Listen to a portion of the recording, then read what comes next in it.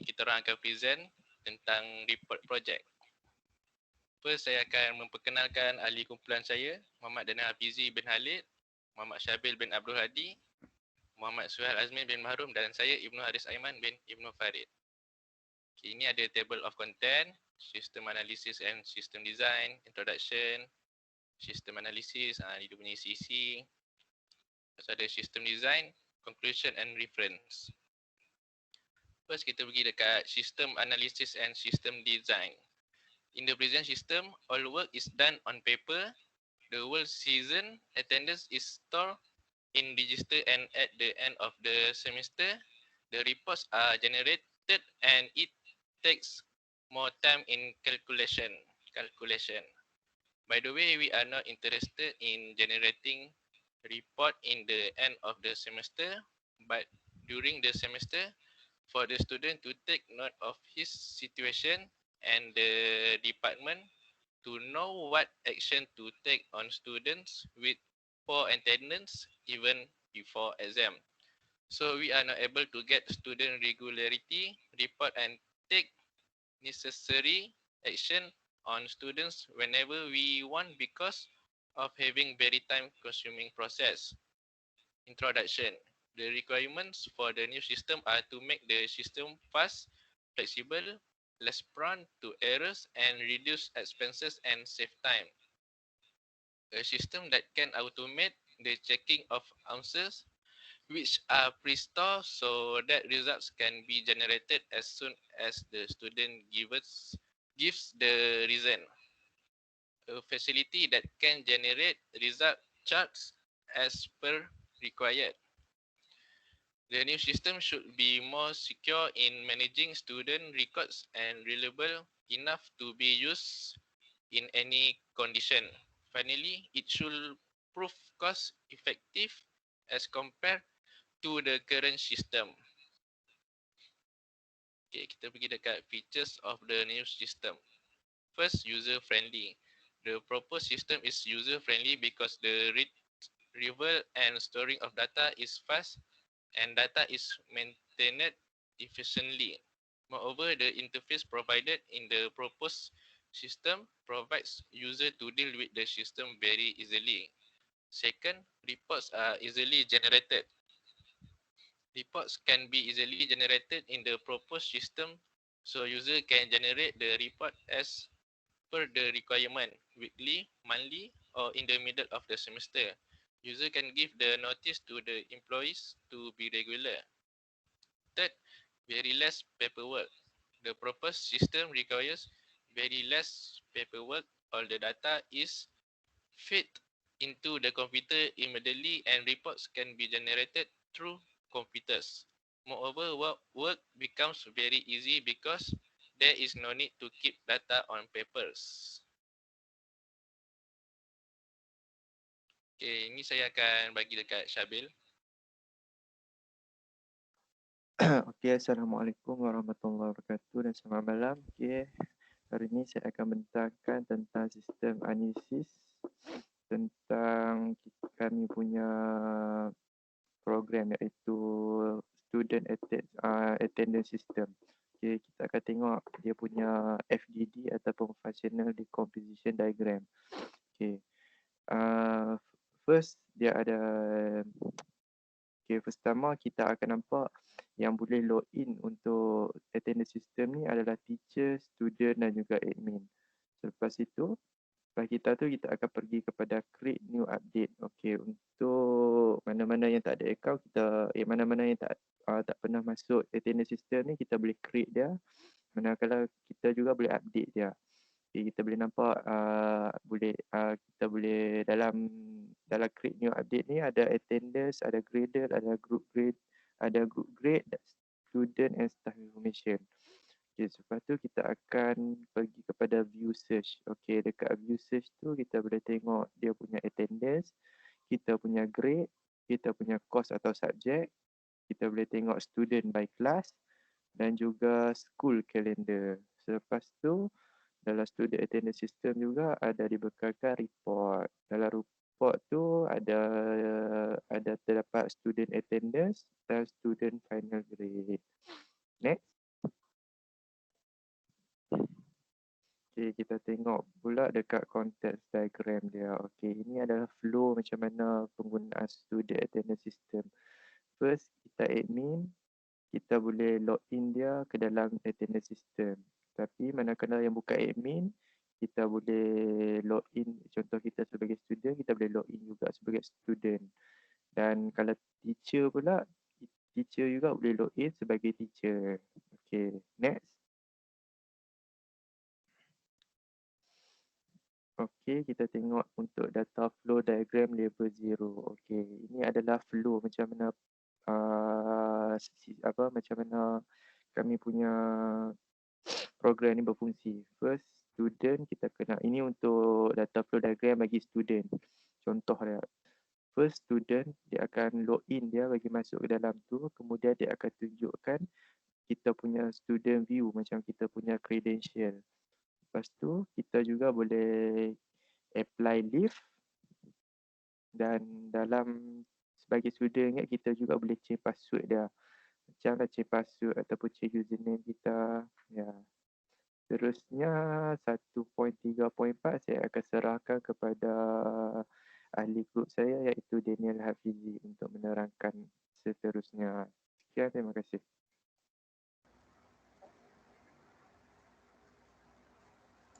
Okey, saya Muhammad Daniel Hafizi bin Khalid. Untuk 1.3.4 data flow diagram level 1. Okey, ni untuk proses A apabila user klik untuk student. So yang pertama dia akan login. Lepas tu untuk yang proses seterusnya dia akan keluar kepada view student. Lepas tu apabila dia view student dia akan boleh untuk apply leave. Juga boleh untuk change password. Ni sama juga prosedur yang seperti DFD level 0. Okay, untuk seterusnya untuk proses B pula. Ni adalah untuk teacher. Apabila teacher login, dia akan apply untuk add student untuk proses seterusnya. Dan bila add student, teacher boleh nak isi untuk student attendance. Bila teacher isi untuk student attendance, so last kali proses punya teacher boleh view student punya attendance lah. Dia akan generate terus report pasal view student attendance. Okay, next. Okay, sebenarnya data flow diagram level 1 proses C. Okay, ni untuk admin. Apabila admin login, dia boleh untuk add staff untuk teacher apa semua. Dan kalau untuk student, admin tak boleh add tapi student sendiri yang kena create new account.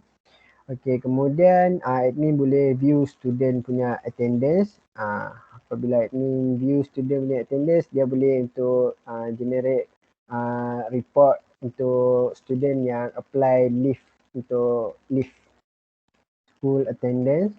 Then dia boleh generate report.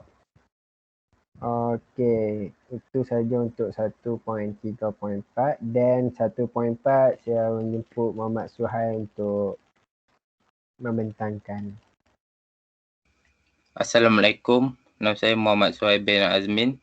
Saya akan terangkan 1.4 System Design, Interface Design and Explanation. Nombor 1, Interface Design Flow untuk student. Kita akan start, kemudian terus ke login dan data itu akan pergi ke database. Kemudian database akan alihkan data itu kepada match. Jika lepas, dia akan ke select course. Jika tidak, dia akan kembali kepada login. Lepas tu, lepas select course, dia akan terus ke view report dan akan pergi ke database. Lepas tu, dia akan stop. Seterusnya, untuk admin, first kali start, kemudian login. Lepas itu, dia akan check ID dan juga password. Jika tak lepas, dia akan kembali kepada login. Dan jika lepas, dia akan check login type dan akses kepada admin. Kemudian untuk teacher, dia akan start, lepas tu login. Kemudian dia match dan data daripada match akan pergi ke database. Jika tidak lepas, dia akan kembali kepada login. Lepas tu dia akan pergi ke select course. Selepas select course, data tersebut ke database. Lepas tu ialah take attendance. Lepas dah ambil attendance, dia akan pergi ke report attendance. Okey, seterusnya ialah interface design clarity. So dekat interface ni, dia ada input data, login dan clear button. Seterusnya, data that is recorded dan search teacher, kemudian edit and delete button. Okey, seterusnya ialah usage of the guideline apply in the interface with clear label and explanation. First kali, itu ialah dia punya interface. Seterusnya, dia punya guideline yang pertama ialah strive for consistency. Kemudian offer informative feedback dan offer simple error handling dan flexibility and efficiency use. Kemudian permit easy and reversal of action. Seterusnya ialah explanation of how the interface design work based on DFD level 1 process. Firstly, teacher have to fill up all the input box and click the login button to log in the page.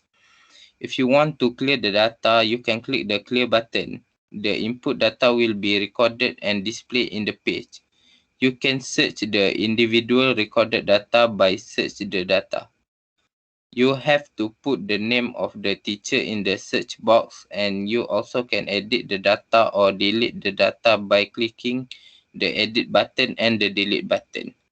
Itu saja daripada saya. Seterusnya saya akan bagi pada Ibnu. Okay, conclusion dia.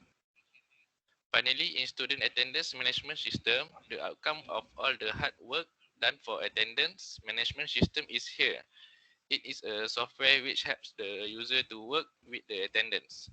This software reduces the amount of manual data entry and gives greater efficiency. The user interface of it is very friendly and can be easily used by anyone. It also decreases the amount of time taken to write details and other modules. All the details about students, teachers, and their other tasks can only be seen by the verified users. This attendance management system is a solution to all the problems related to the attendance taken by the teachers and the students. Actually, at the end, we can say that this software is performing all the tasks accurately and is doing the work for which it is made, and this system can be implemented in number of college and schools. Okay, dekat sini kita ada reference dia, ada link, boleh tekan. Okay, itu sahaja daripada kami.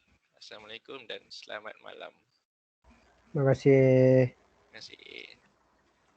Terima kasih.